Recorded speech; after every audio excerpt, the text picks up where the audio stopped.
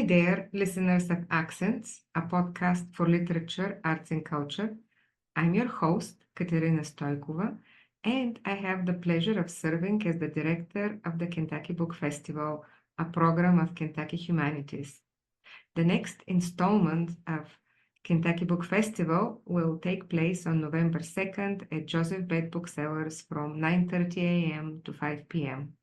Today's episode features an author who will participate in the festival, and this is nonfiction writer Erin Chandler. Hi, Erin. Welcome to Accents. Hi, Katerina. Thank you for having me very much. I wanted to have this conversation about Bluegrass Sons, a true crime memoir. I know you've been working on it for a long time. Congratulations on publishing it. Thank you, thank you, thank you. I'm very excited. I've been working on it pretty much every day since 2020. Erin, please tell us what the book is about and who is Uncle Brad. Well, Uncle Brad is my mom's younger brother. And in a nutshell, Bradley Bryant is a very mythical figure in Lexington, Kentucky, and has been talked about and rumored about and written about, and newspaper clippings and true crime series and Dominic Dunn and all of these people saying that he was a drug smuggler, which he was, but no one knew that he was indoctrinated at a young age with his partner Andrew Thornton, another person widely talked about and mythologized. In The Cocaine Bear, most recently, he's the one that fell out of the plane. It's not funny, but anyway, that was Uncle Brad's best friend and partner since they were at Sewanee Military Academy. And the book is about their indoctrination into the military, from the Sewanee Military Academy to the Marines and Army, and ultimately to the CIA. And my uncle lived a double life, and he and my father's lives intertwined in the 70s when my father, Dan Chandler, was a casino host in Las Vegas. And his biggest clients and close friends were the Chagra brothers from El Paso. And Uncle Brad was tasked to get in on their operation. And so he went through his brother-in-law, my father, and became a security guard for the Chagra brothers, and ultimately a drug smuggler. And this was pre-Pablo Escobar, pre-everything. So it was right when the biggest marijuana distributor in the 70s was Jimmy Chagra.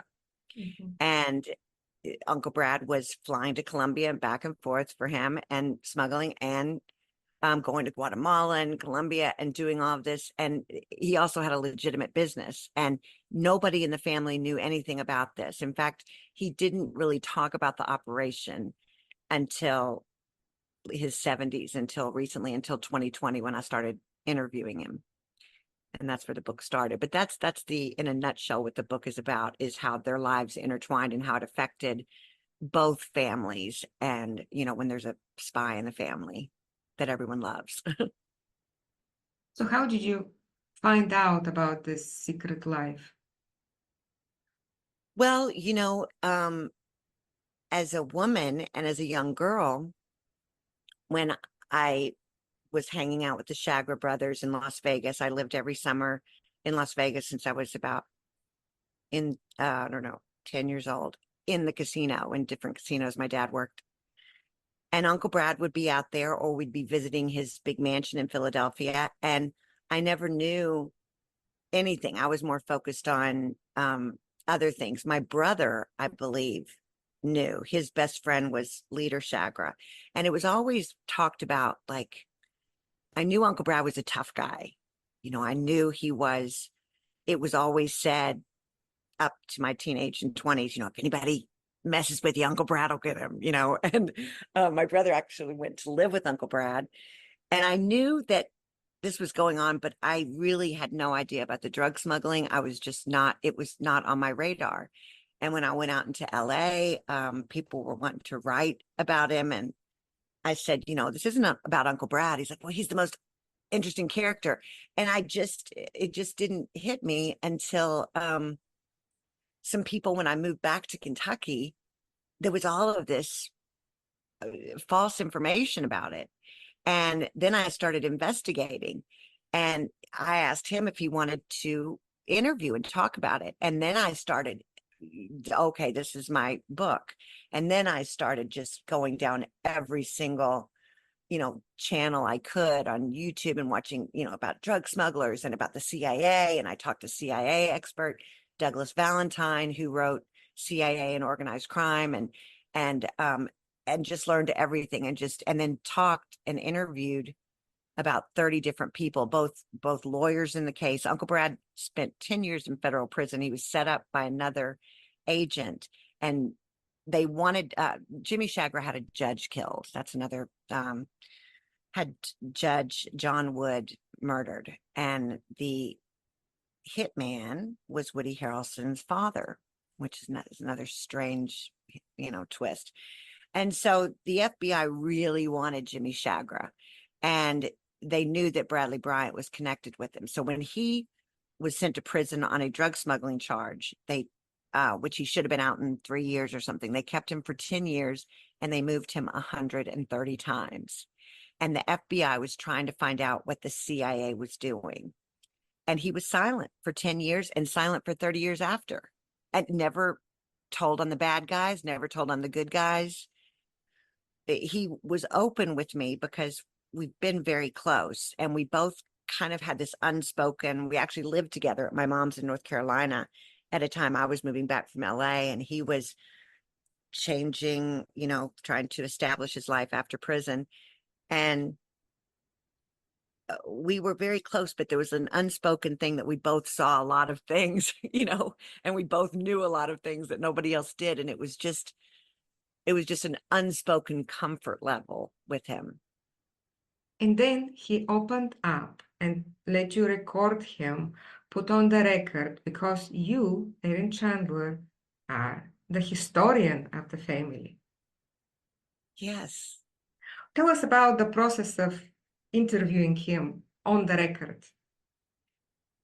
It was very interesting because I didn't know what was going on. So I was just discovering at the time, when we started, and I said, don't.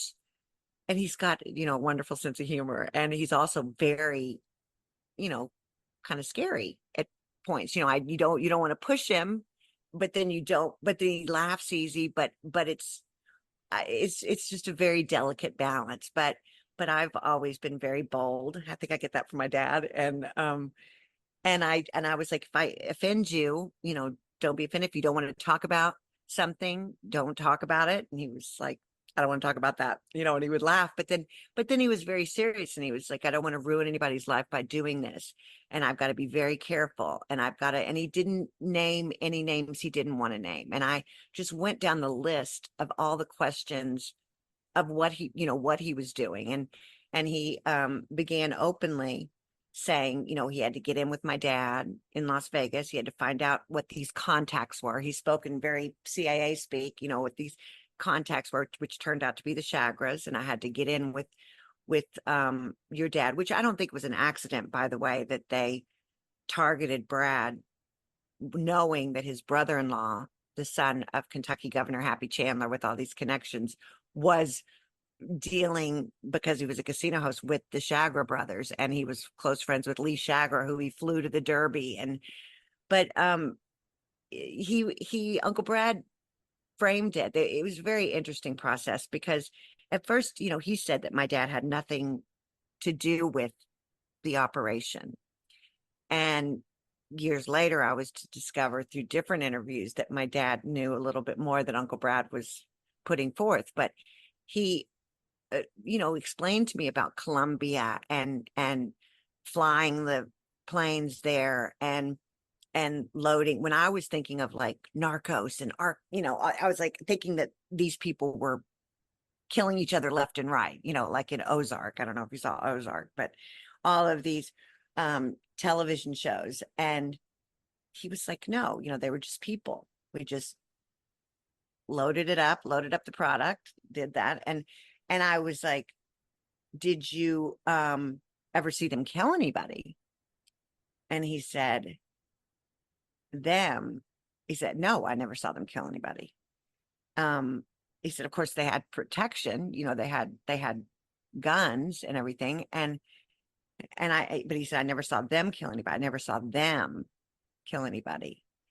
And then I said, did you ever see anybody in the CIA kill anybody? And he was silent for a moment. And then he said, of course. Like it was the dumbest, most naive question I've ever asked. And he said, of course. And I can say that now because Uncle Brad passed away a few months ago, but his lawyer said,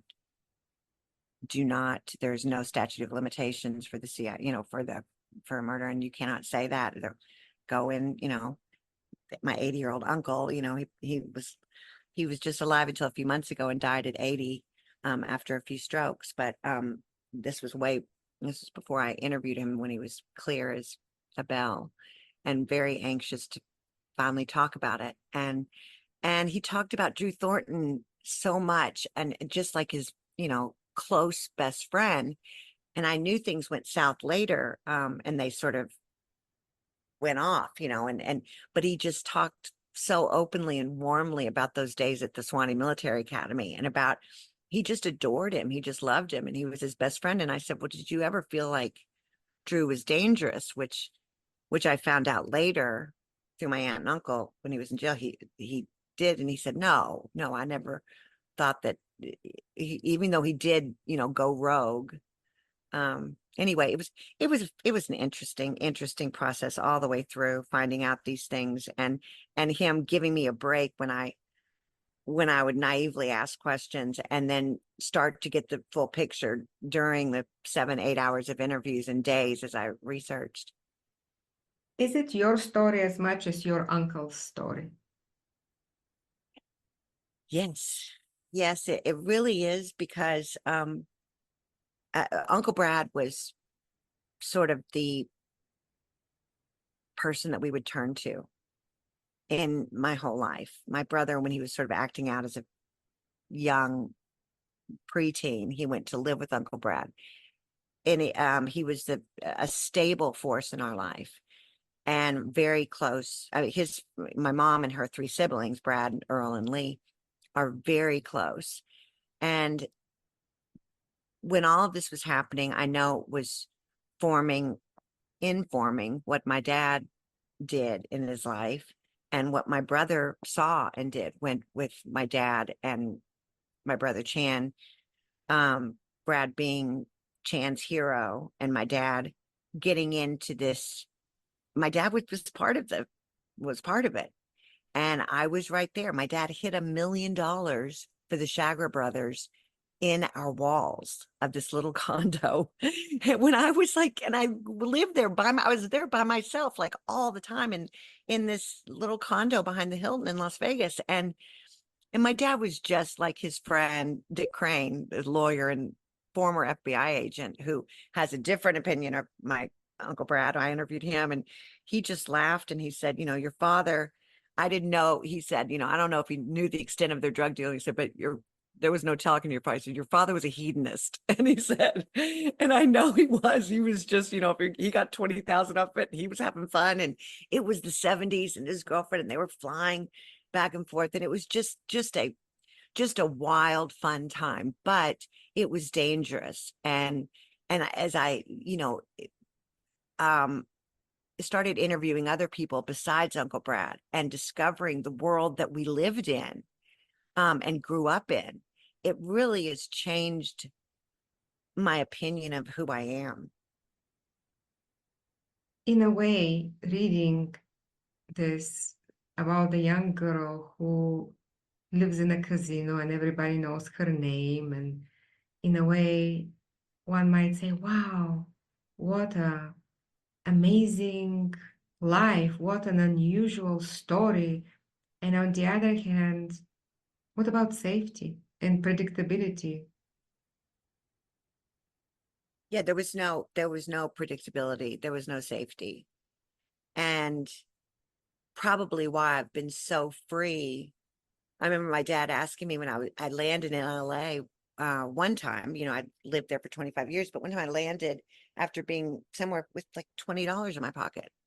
And my dad was like, why do you, but I just have felt free. You could drop me in the middle of whatever country, anywhere in the world, and I would feel safe or okay.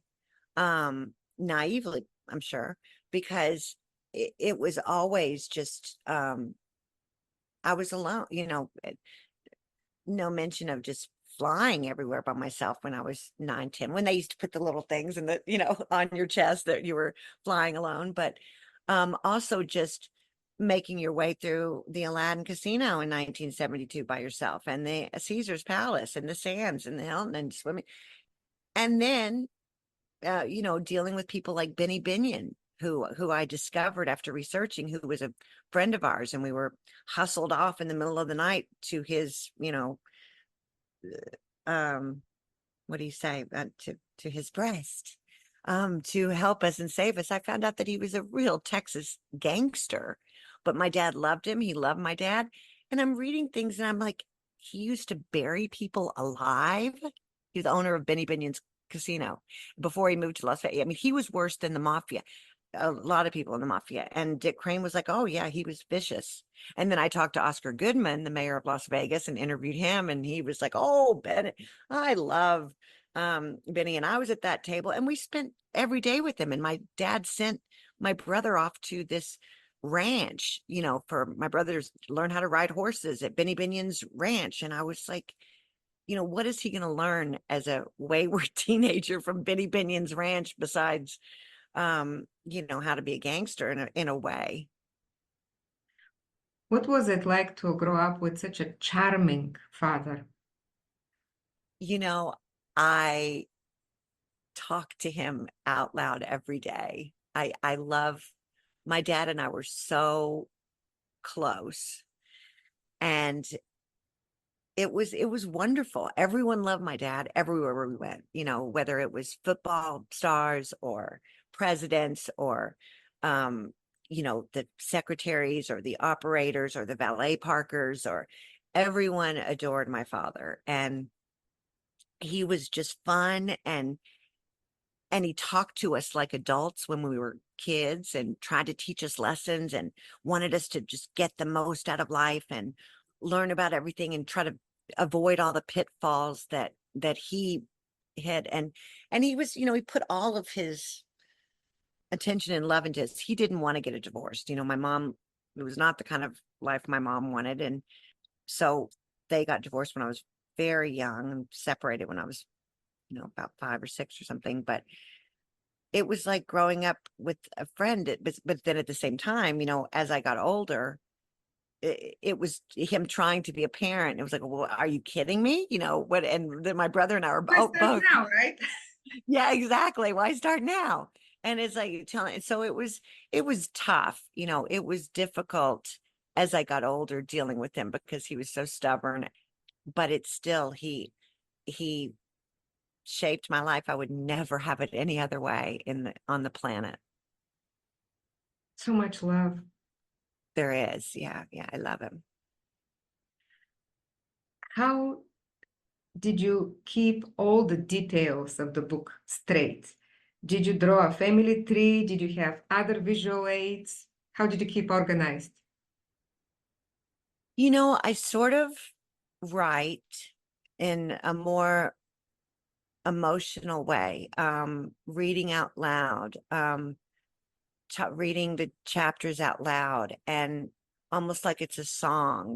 Music has been such an important part to me my whole life. And as a reader and as a storyteller, when I'm writing a chapter, it just naturally fits. Oh, and this flows into that, and then this interview flows into that, and then he's talking about this, so I remember this, my mom speaking about this, and it just falls into place. I want to say effortlessly, but it is like, pulling your hair out for years. But it's the same way. And, it's very hard to know where to begin. I think I had, I don't know, 10, 20 different ways that I started the book. And then once you get to know all of your, you start writing and writing and writing and writing um going between narrative and dialogue, because is told also through the voices of my mother, my aunt, my uncle's cousin, and my mom's cousin, Larry Bryant, who was also out there, also went to prison, also worked for the CIA, and did, 7 tours in Vietnam, and, had a different view of the CIA through than Uncle Brad. And because he was more a legitimate, above board CIA agent and and military man instead of sort of under the radar. And worked at China Lake, and which of course that was just. And I used to visit him when I was little at the Air Force Base outside of Las Vegas, and to hear these stories. But it's so where does Larry's story fit in with? So I basically put it into 3 portions. The indoctrination, the life, and then the fall. I'm reading the book now, and I have to say that it is gripping. And yes, the writing is emotional, and I care about all these characters. I love the emotional complexity of the characters and also the complexity of being part of a family with all that entails. I mean, some things change and some things don't change. If you are part of a family, you kind of you have to stay in that family, whether you like it or not, whether it's convenient or not, whether somebody wants to keep silent or not. I'm so glad that you had that reaction, that emotional reaction. That's when it becomes universal, is that everyone has the secrets in their family. And how does that affect everyone? And who wants to admit it and who's still angry? And that's what makes it a memoir, the emotional part of it, because, as the saying goes, you read nonfiction for information and literature for emotion. You have both in this book. And I have to also say that it is a page turner. I cannot wait to see what happens next.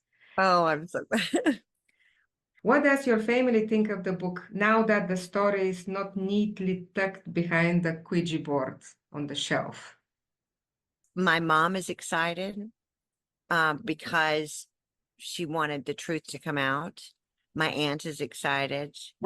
My uncle, his brother, is on the fence. He is happy for me, but he still harbors a lot of anger because he was in a legitimate business with Brad, a successful, legitimate waste business with Uncle Brad. And he had no idea this other stuff was going on. And so he loves his brother, but is still angry. And my cousins, his kids, I don't mention their names, and they don't want their names ever mentioned, at least one of my cousins. And so it's delicate. It's delicate because I don't know what's going to happen once it's actually out. It's not, there's a wide, but I'm really happy that I was able to unearth this story, and then it became just as much my dad's story and my story and my brother's story. You have this unsurmountable need to share, which I'm very familiar with. Do you have also other reasons, other reasons to write and publish this book?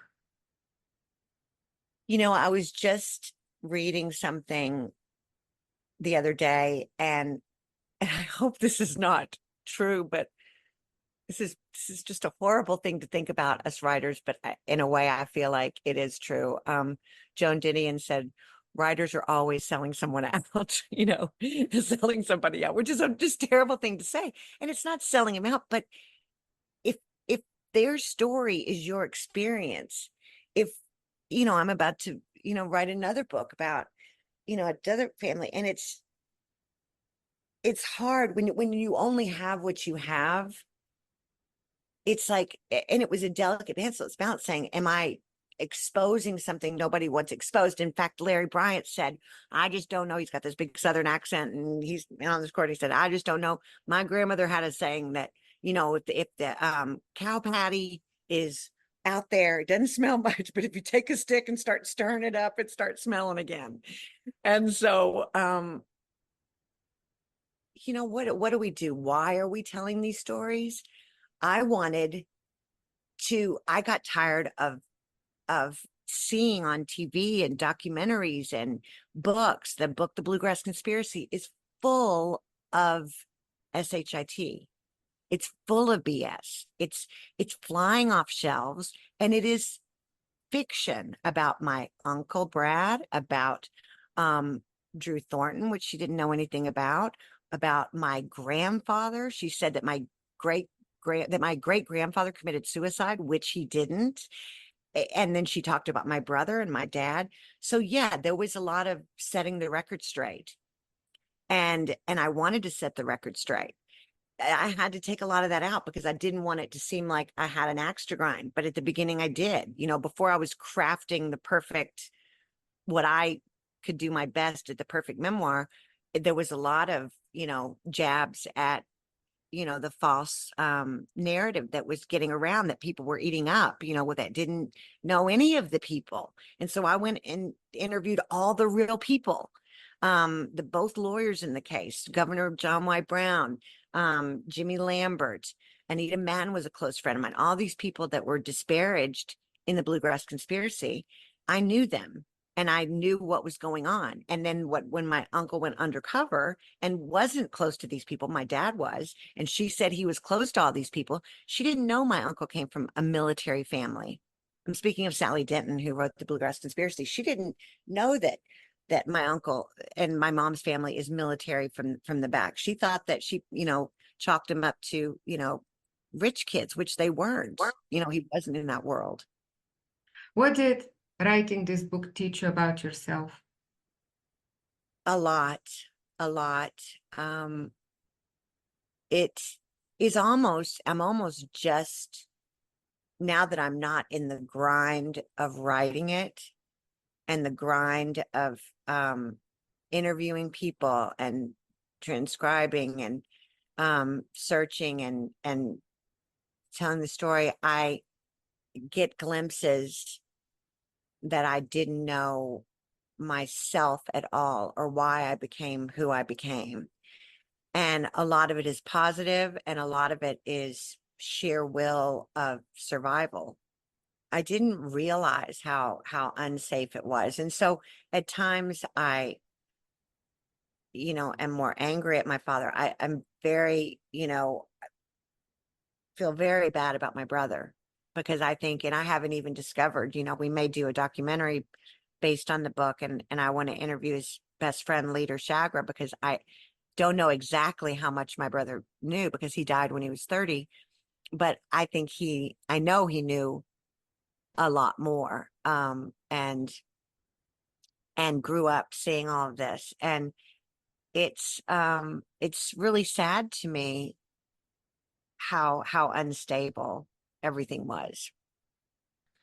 Let's see, here is a quote by Michael Blumenthal. No one could have invented a story stranger than Erin Chandler's families, nor filled it with more remarkable characters, and now, gratefully, no one has to. How does that make you feel? I know, I was like, is that a backwards compliment? But it was really amazing, because his book, All My Mothers and Fathers, is quite striking. His memoir, I mean, all of his books, but and all of his poetry, but it was, I was thrilled that he did a blurb for the book. But I think that it never seemed strange to me until it's just now seeming strange to me, that the characters that I grew up with are such characters. And that's why I wanted it and wanted, to expand beyond the page, because the voices, that I say are so interesting. And for it's all the different accents and all the different characters. And then just the memory, I think that it is quite extraordinary. And I'm really glad that I'm a writer. I'm really glad that I'm a writer. And I want to end this interview with a quote by Kevin Lane Derringer, the Kentucky poet and nonfiction writer. He says, never wavering in her loyalty to her family, Miss Chandler pursues the other story, the untold story, the true story that so violently rewrote her personal fairy tale. Thank you, Kevin. Thank you, Kevin, and thank you, Erin. Good Thank you, luck. Kat. Best of luck with the book. Oh, thank you so much. And I'm so excited about the book festival. That's going to be so fun.